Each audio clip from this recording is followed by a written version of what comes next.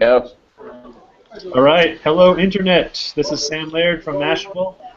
Thank you for joining me and us in this hangout where we're going to spend the next 25, 30 minutes or so talking all things NBA as the league hits its unofficial halfway point here, the All Star break. I am joined today by two of the most illustrious NBA writers in the game today. We've got Lang Whitaker, who writes for NBA.com. You may also know him and his work from NBA TV, Slam Magazine, GQ Magazine, and a host of other well-reputed places. And we are also joined by Bleacher Report's Howard Beck, whose work you may also know from his previous home at the New York Times. Thank you for being here, guys. Thank you. Yeah. Cool. So, All-Star Weekend, New York City. The All-Star Weekend is the NBA's annual spectacle and celebration, and few places, if any, do spectacle like New York City. What's it like out there? You know, a day before the dunk contest and the three-point contest, and 2 days out from the All-Star game. Is it already kind of hectic, or how's the atmosphere? It's cold. It's incredibly cold. I think Howard's underselling it a little bit. It's really cold. It's cold. Yeah. You know what's funny is, like, for so long the NBA tried to have All-Star in, like, warm places. Yeah, Miami's had like one, right? But because Miami has, like, the boat show or something at this point. But it's always like the last few years it's been like New Orleans, Phoenix, Houston, Dallas. And even when they tried that in Dallas, we had a snowstorm that year and nobody could get into town. So it's here this year and in Toronto next year. But it's pretty hectic. There's stuff happening and people walking around me right now, and it's pretty wild already, and it's just Friday. I think the interesting thing about the All-Star game in New York, though, is that in other cities, All-Star kind of takes over. So when you're in Houston, all of downtown Houston, is being owned by the NBA for a couple of days. But like Manhattan, this is just like a typical other day in Midtown Manhattan. Like, it's a zoo, but it's always a zoo in this particular vicinity. So it's almost as if you didn't know the All-Star game were here and you were just, going about your business, you might not even notice. Yeah, that's hilarious. All-Star game, Fashion Week, frigid temperatures. It sounds like the place to be right now. Cool. We'll talk more All-Star stuff in a minute, but wanted to kind of look back first at the NBA season so far, which is technically just over halfway through. Clubs are about 50 games in, and I mean, for my money, it's been one of the most exciting, entertaining, and just all-around awesome NBA seasons that I can remember in quite a while. Would you guys agree? And what have been like some of your favorite storylines that have emerged so far? Lang, you want to go? I'm a little partial because born and raised in Atlanta. Used to be a Hawks season ticket holder, but that, obviously the Hawks thing has been unbelievable. And look, like, I'm one of the few people on planet Earth who's watched almost every Hawks game for the last couple decades, and wrote the Hawks preview for NBA.com. I had no clue this was coming, and I don't know anyone who did. I mean, I thought maybe, it's a playoff team a year ago. They get Al Horford back from injury, so you add an All-Star center to a playoff team, and maybe they'll win 5 more games than a year ago. But I don't think anyone had them with 11 losses at the All-Star break and the best record in the NBA. It's been incredible. It's wild. Yeah, I would second everything that Lang said about the Hawks, other than the fact that I have not watched every game of theirs for the last 20 years. Thank God. You're a lot more well-adjusted because of it, probably. I was born and raised in the Bay Area, so it's been fun seeing the Warriors doing what they're doing. I don't count myself a fan of any team at this point, but I was in the Bay Area for a long time seeing a lot of bad Warriors basketball, so I'm pleased for everybody back there. But like, the best stories are always kind of the ones you don't see coming, I think. Everybody, you expect that Cleveland's going to be great, and actually seeing them struggle is more interesting than if they just came out and dominated from day one, and they're starting to get their stuff together. But seeing the Hawks emerge, seeing the Warriors, not as big of a surprise because they were good already, but going from middle to lower part of the playoff field in the West to absolutely dominant, that was a surprise too, clearly. Yeah. And we've just seen some really fun stuff along the way, again, from the Warriors, things like Klay Thompson's 37-point quarter, and Curry's dropped a 50-point game, and Klay's had the 50-point game. it's been interesting, and I think the best thing right now as we sit here at the break is that this is the only time, and this is my 18th season covering the NBA, this is the only time I can ever remember that at midseason, instead of looking around and saying it's a 2 or 3 team race for the title, maybe 4 in a good year, it's 10 teams. It's 12 teams maybe. I don't even know. I couldn't narrow it down for you right now because even the teams that are kind of like sketchy in the West right now, like Oklahoma City's trying to still get into the playoff field, the Thunder are going to be there, I think. And the Spurs are still improving, and the East is like 5 teams that you can't say anyone's the definitive favorite right now. I was talking with a Western Conference person yesterday, and they were saying any team that makes the playoffs has a shot at winning the title. Yeah. 1 through 8. And how about this? In the East, of the top 6 teams, the only team to win a playoff series last year was Washington. So that's incredible. That's wild. There's a lot of teams with no experience, and it's just wide open, and it should be pretty fun. Yeah, and we've never seen this. So I mean, it's great that it's this wide open because it's making it so much more interesting, I think, for us in the media and certainly for the fans. Yeah, it should be a lot of fun. I mean, like picking up on what you guys said. Atlanta and Golden State have just been amazing. Like you were saying, I didn't see Atlanta coming at all. And I guess like you, Howard, I'm born and raised in the Bay Area, and I'm based in SF now. So seeing the Warriors do it the way they're doing it is completely insane. I mean, just like knew they'd be good, but not this good. And after decades of futility, firsthand experience with that futility, it's not even like impressive what they're doing this year. It's just like completely surreal and weird, and it feels like a dream. And hopefully it'll continue. I mean, that Hawks Warriors game on I think February 6th is pretty awesome. So yeah, maybe we're in store for a series of those down the line. That would be very cool. Would not mind that. No, not at all. If we could do a best of 99, I'd be down.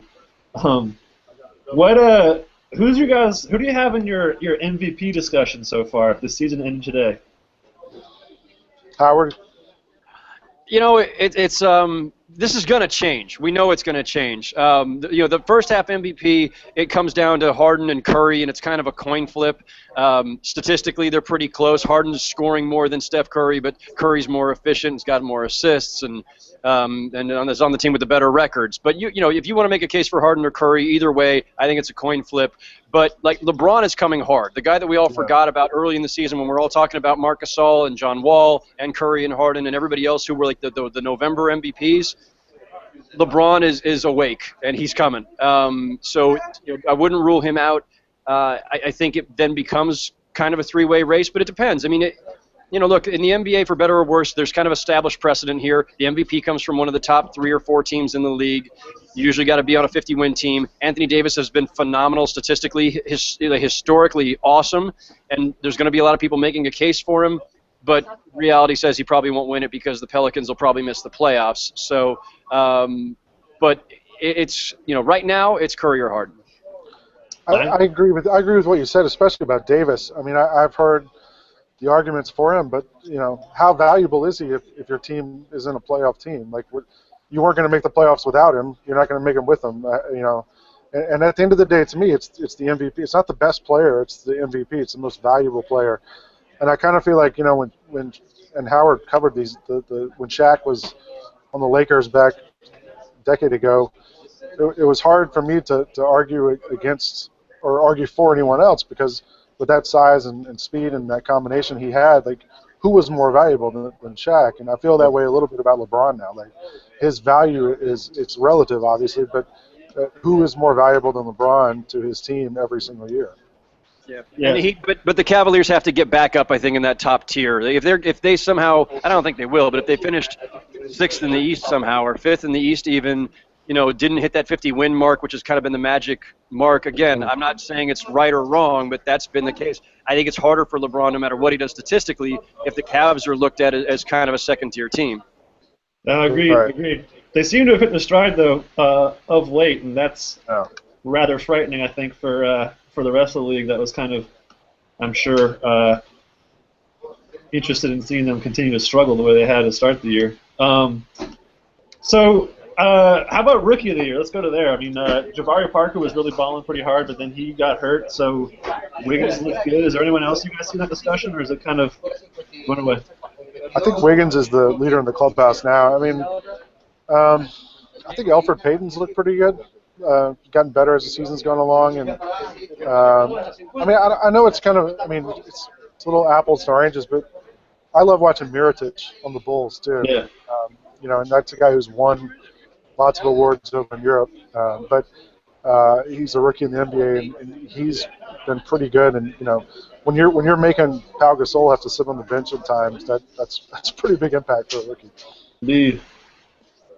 Yeah, it's really, I mean, unfortunate for Jabari Parker, for the Bucks, for all of us who love watching the game, to see a guy go down early in the season like that. I mean, the Parker versus Wiggins storyline for Rookie of the Year, and for the rest of their careers, really, because when you're the 1-2 combination in the top of the draft order, you're always going to be compared. And I think a lot of people thought it was a coin flip between those two, and then Joel Embiid once he's healthy. I mean, it'll be years before we know who the class of the draft class was, but not getting to see Parker versus Wiggins for Rookie of the Year, it's a bummer. And look, Rookie of the Year, it's another one of these things where traditionally, if you're like the top statistical rookie, and that's usually the scoring aspect of it, you're usually the guy. And Wiggins has done enough, and he's really started to come on over the last month or so.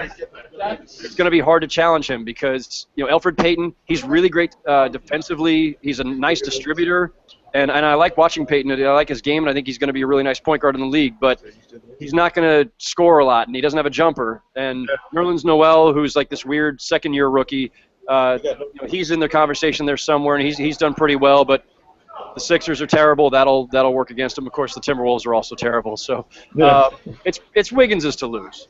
Yeah. The Parker thing just sucks, man, because he came out so hot out of the gate, and Wiggins just kind of finding his footing there, and now Wiggins just some nights he just shows these flashes, but you're like, my God, he could really become something truly special. So it would have been cool to see if Parker could have sustained, where he was at. But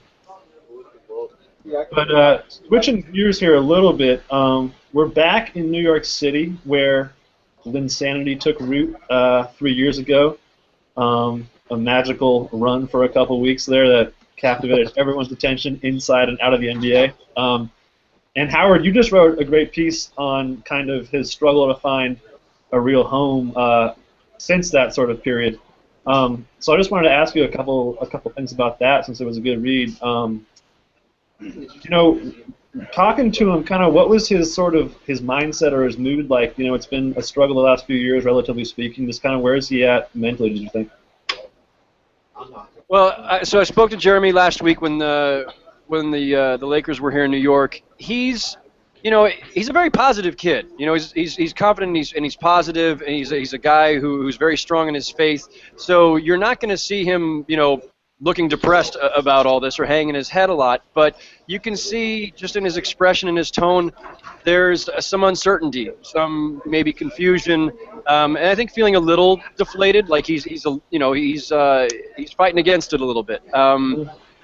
When Jeremy left New York for Houston, it was clear that the Rockets were making a huge investment in him on many levels, and then they immediately got James Harden, and so he went from being like this splashy acquisition of theirs to now kind of second fiddle.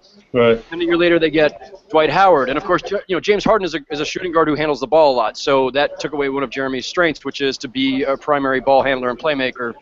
I think that the Laker thing, he just got thrown into this. It was a trade made for cap purposes, and suddenly he's with, a shoddy roster, a team in transition, a coach, Byron Scott, who clearly does not believe in him, doesn't click with him, and Jeremy has struggled, and some of that's on him, of course, and I think he'd be the first to take responsibility for that. But this is a new opportunity this summer. He'll be a straightaway free agent, unrestricted, not like the restricted free agency the last time, and he's more established now.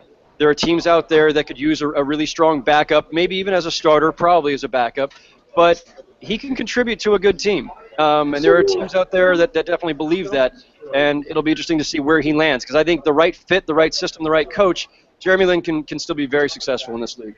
What would define that fit to you? What's the kind of situation he needs to be in, and what teams do you think might be able to offer that this coming offseason? He clearly thrived. I mean, look, part of the reason Linsanity happened, there were 1,000 things that had to go right for that to happen. But one of those was Mike D'Antoni being the coach of the Knicks at that time and running a system where it was a lot of up and down, and the floor is spread, and it gave Jeremy Lin a lot of room to run pick and roll and then hit open shooters or get to the basket. and that's what he needs. So, where that might be, I'm not sure yet. I haven't really canvassed the league looking around to say, okay, what's the right, but it's going to be somebody who's probably, again, I think looking for a backup guard, and maybe someone who runs more of that wide open system.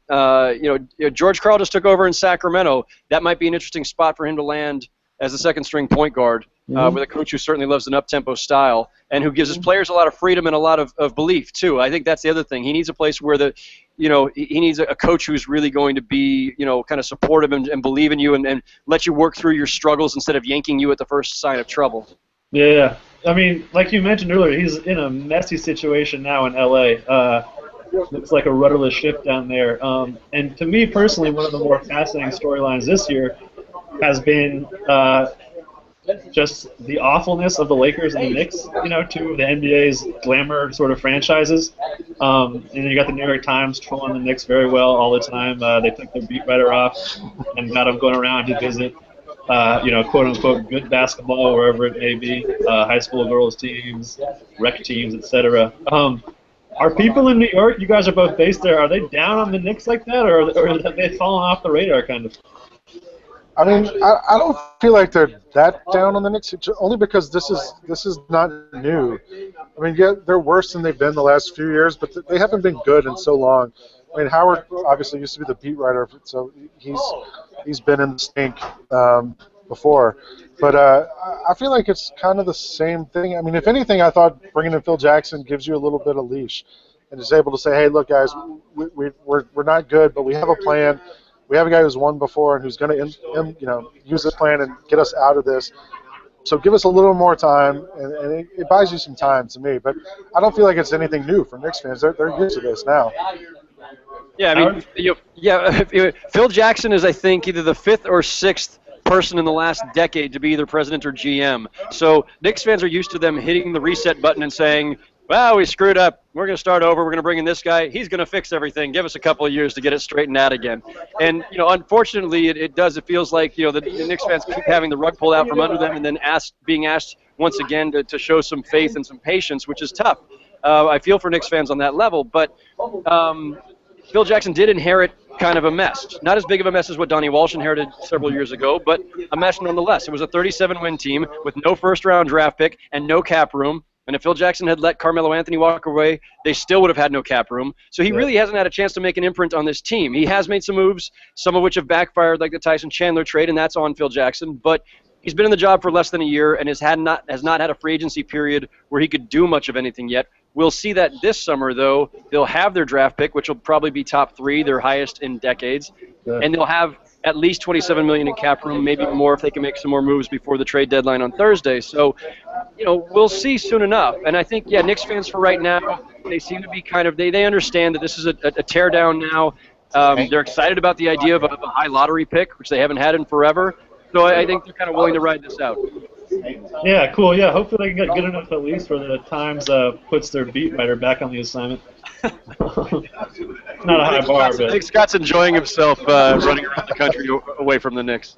Definitely, as would I. All right, let's talk a little bit of All Star here. One of the cool things about the All Star game and All Star weekend is, to me at least, that it's a chance for up and coming players to kind of make their name in new ways, and for more established guys to kind of level up in sort of the popular mainstream casual fan consciousness. A lot of folks have had kind of special moments in these weekends. I'm thinking about stuff like in some of Kobe's early games when he came out and tried to take over, or McGrady's off the glass several years ago, or Vince Carter's dunk contest domination in 2000. Are there guys you think, or who are the folks you think that could kind of have their special moment this weekend, be it in the dunk contest or the game with the 3-point contest, and kind of make that statement and come out of this weekend with a bigger profile than maybe they had going in? Well, obviously last year Kyrie won the MVP, and he's the kind of guy who's got a game built for an All-Star game. I mean, he's got and won mixtape moves that he can break out in these type of games. I don't really see like any of the Hawks. I don't see Paul Millsap having a 45-point game, or Jeff Teague having a big game like that. Yeah, I was earlier. I overheard Dwayne Wade talking to Chris Paul, and Dwayne Wade challenged him to. It was on TV, so I can't really say I overheard it. But Dwayne Wade challenged Paul to break the assist record, which I think is 22 in the All Star game. So maybe that's something to watch for. I don't know. I feel like the game is after this whole weekend of build up and stuff. The game is sort of like sort of extraneous almost. It's like, yeah, okay, we're gonna have a game. But I don't really know. Howard, if you had to pick one guy, who would you go with? Well, I think that the breakout performances don't necessarily come in the Sunday game because it's all the guys we already know have broken out for the most part. Right. But you can make a name for yourself with like the slam dunk contest, and I think Giannis Antetokounmpo or maybe Oladipo, one of those two. I think that's where you may see like something memorable. The All-Star game I think has become very forgettable, frankly, and the Friday night game is just it's not even worth watching, frankly. But Saturday night slam dunk contest and the three-point contest, they still have some allure. I mean, I know we're all down on them all the time, especially slam dunk, because it feels like it's played out. There's nothing new. But every couple of years or so, somebody pulls out something that we've never seen before, gets creative, or just does something spectacular and revives it. And I think like a guy like Giannis, maybe he's the guy who does that this year. He's long, he's got crazy hops, and he's got a kind of just a joyous aspect to his personality and his game. It'll be fun to see what he breaks out on tomorrow night. Definitely. Can I just say, like, I mean, Sam, you ran down some of like the great moments in All-Star history. Yeah. To me, like maybe my favorite moment in All-Star history was in the Vegas game when, during a timeout, Gilbert Arenas ran from the huddle and dunked off a trampoline with a bunch of guys dressed like Elvis. I mean, like to me, that was like the perfect All-Star moment. That encapsulated everything All-Star should be about. Yeah. Being purely ridiculous. Yeah, exactly. It was ridiculous. It was kind of cool. Like, I mean, who thought Gilbert Arenas would be so good at jumping off a trampoline and throwing the ball through his legs? I mean, Gilbert should have like a standing invite to All-Star Weekend every year. I think that would be great. I think that should be a new event. Get former NBA players to come out and dunk off the trampoline. That'd be sweet. I'd love to see like Earl Boykins out there doing it. So yeah, I could see Levine blowing up. Zach Levine in the dunk contest. He's the guy who maybe casual fans don't know from games, but can really fly. Yeah, and then the three-point contest is something I'm super excited about. It's like probably we're one of the more loaded fields that I can remember with guys like Korver, Curry, Thompson, Kyrie, Harden. Who do you guys see winning that? Could it come down to a Splash Bros final, or do you think Korver will come through, or who's going to win this loaded three-point field?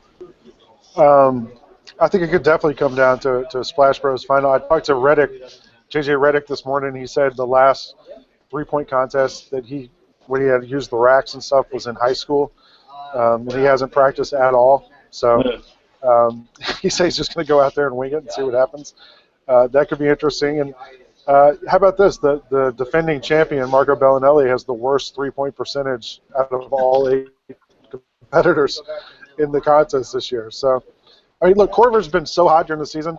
I think he's got to be the favorite going into this thing. Yeah, Korver has to be the favorite because like he's only shooting 50% from three. He's only about to like obliterate every perception. Yeah. Not just the record for three-point percentage, but the perception or our understanding of what was even possible to shoot for a full season three-point. But it's a three-point contest where you're not getting kick-out passes and pulling up in transition or any like all the things that guys do well in a game. Curry stopping, pulling up from 26 feet or whatever. It's irrelevant. So it's hard to handicap. I'm picking.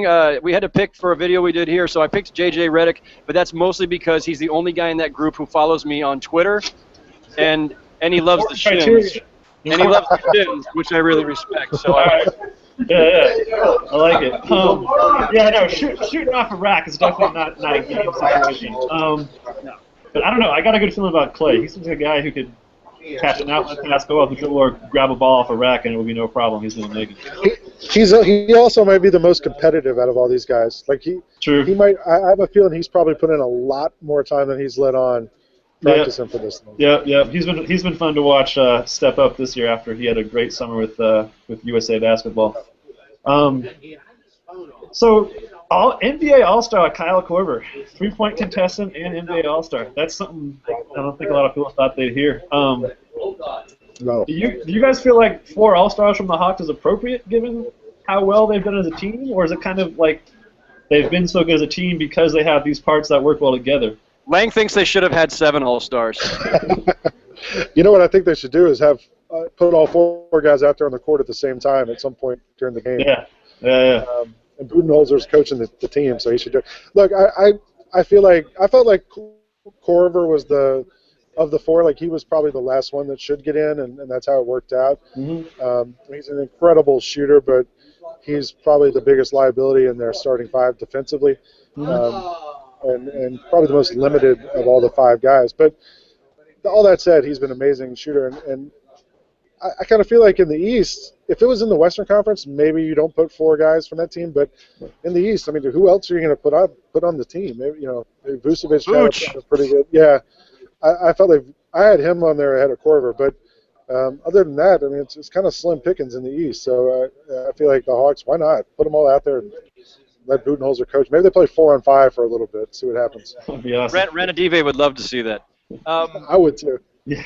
No, the fact that the Hawks have been such like an amazing story, and that they do this as a team, that they're one of those teams where you look at them and you say, I don't understand how they're even doing this. They got the 2nd best record in the entire league, and they're not doing it with anybody who's going out and dropping 25 a night, and they don't have those traditional superstars. So it's an appropriate statement about who they are as a team, that a team with an elite record ends up with 4 All-Stars, because you couldn't do it without any one of them. They really are a true collaborative of effort there. So I like that aspect of it. On the other hand, the All-Star game, it's funny because we get in these debates at this time of year about, who should make it, and we start talking about record or whether they play defense. It's an All-Star game. There's no, traditionally this is just about individual greatness, right? So to me, I kind of tend toward the just gaudy statistics. Like Vucevic averaging like near 20 and 10, even for a bad Orlando team, if you watch him play, he's legitimately scoring those points. He's earning them, and he's good.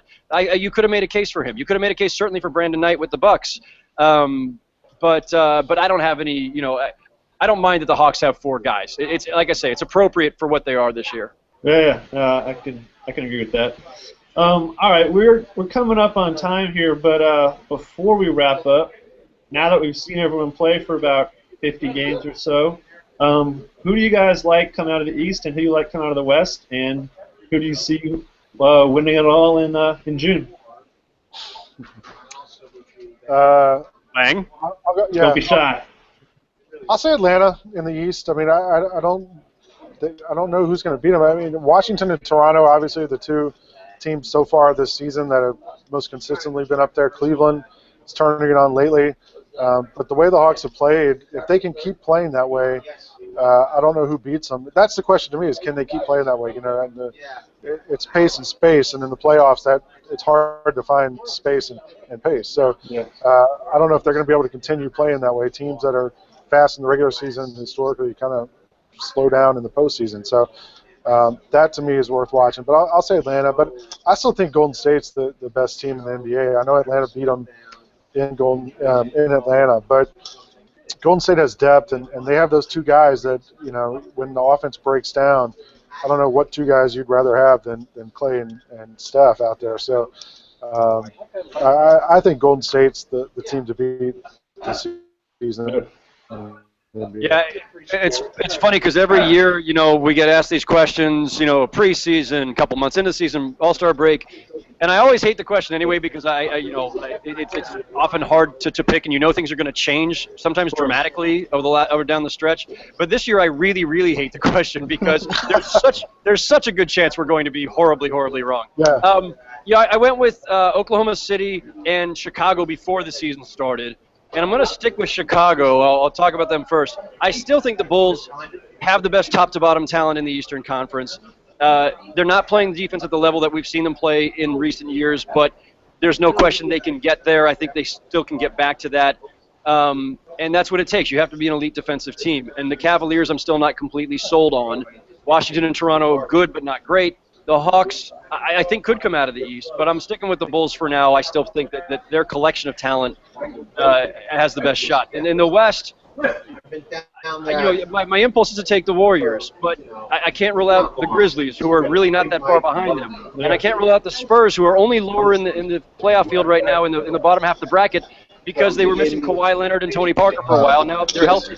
The Thunder will get in there, and no one's going to want to face them. So, there's so many different ways you could go in the West. Pinning it down right now, I'll say Warriors and Bulls, but I'm going to change my mind 50 more times between now and April. What's up, Rick Fox? Rick Fox in the house. We have a special guest. Howard Beck. Who do you have in the East and the West? Rick, say hi to the Who do I have in the East and the West? New York and L.A. Wow. Bold predictions. Bold, yeah. Rick Fox When you said who do I have in the East and West? I picked Golden State and Atlanta. Oh, teams. I thought I went All-Star Weekend. We go with wow. Well, it surprised me that you go with Atlanta. But I'm gonna jump on that wagon with you. Well, hold on. This is for the Eastern Conference Finals. The finals. Just pick two teams, man. The finals. Who's in the finals? NBA Finals. The final two. It's too early. I can't say that. All right. Sorry about that. See you in a minute. If we have to be pinned down, Rick Fox should have to be pinned down. Yeah, seriously. Rick Fox. Good luck pinning that down. Yeah, I can see years Atlanta Warriors finals. I really want to see a Warriors Thunder first round series so that the Warriors can bring in Little B, the base god, for that and sit him behind the Thunder bench and have him continue the Durant curse and hopefully that's unfair. put the That is Warriors not in the fair. second round. Cool. Yeah. Yeah, that would be amazing. Anyway, said half an hour. It's been half an hour. Thank you guys for joining. Anything you want to tell the internet before we sign off here? Actually, I've got a new radio show with Ethan Skolnick, my colleague, that's airing this Sunday from 9 to 11 Eastern on SiriusXM Bleacher Report Radio. We're launching this Sunday, first time. Very excited, so hope you all tune in. Boom, there you go. Lang, any final words? Nah, just go to NBA.com, and you can listen to me and Rick and Sekou Smith do shenanigans. Cool. And as always, everyone go to Mashable.com/sports, and that's where I'll be at. But thanks again, guys, and thanks to all who tuned in, and hope the rest of the NBA season can be as awesome as the first part was. All right, thanks a lot, Sam. Yeah, bye.